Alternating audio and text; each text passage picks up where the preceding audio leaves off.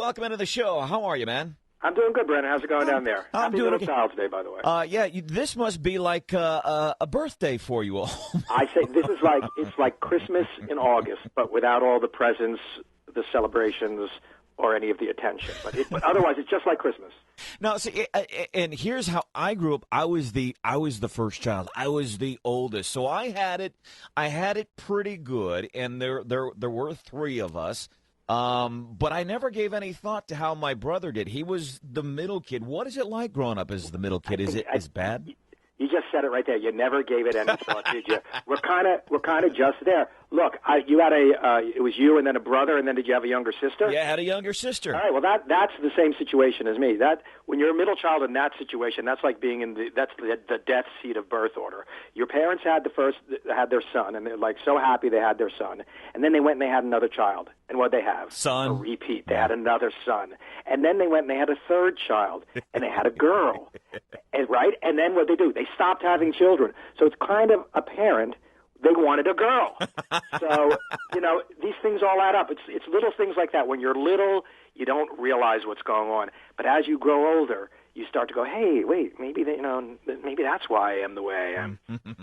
Our guest today is Bruce Hopman. He has very cool blog site it's a smack dab a middle child's blog.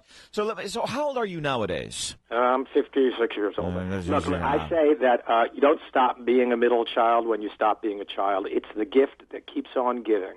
And how does it give an adulthood? I understand when you're younger, it's, you get, there's a lot of effects of being the middle child. But what about as you get older? Well, it doesn't just go away. That's the problem. It kind of like gets ingrained in you. So, if you get told you have middle child syndrome enough, you believe you do. And so this constant,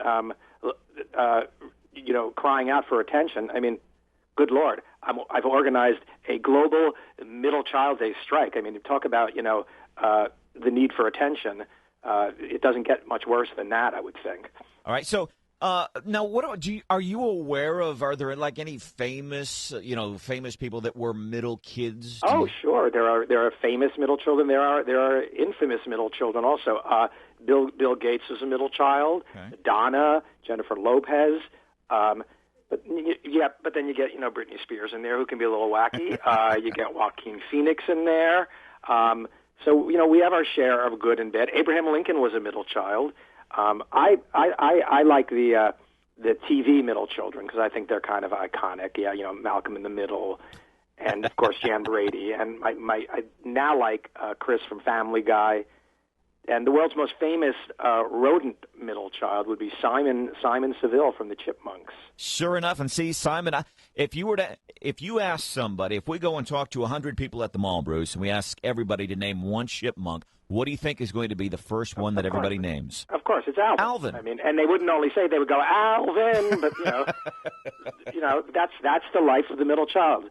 But what I'm trying to do is raise awareness for today, because I thought, I was doing research for a book I was writing about being a middle child, and I came across that today was Middle Child's Day, and I thought, gee, I didn't know that. I'm a middle child. What are the odds that anyone who's not a middle child knows it? What are the odds that even other middle children know it?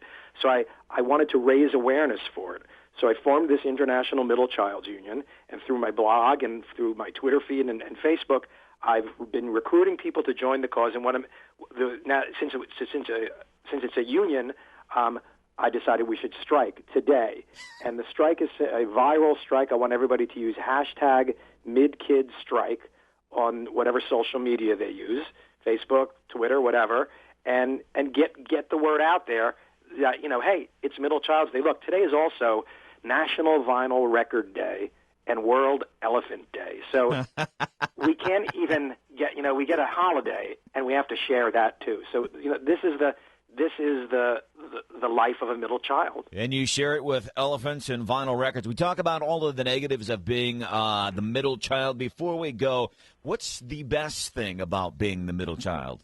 The best thing, middle child syndrome is the worst thing about being a middle child, but I also think it's the best thing about being a middle child, because whether you really have it or not, you end up using it as an excuse for any unacceptable behavior you might do. So somebody's, if I say something inappropriate, I just go, I can't help it. I'm a middle child. I have middle child syndrome.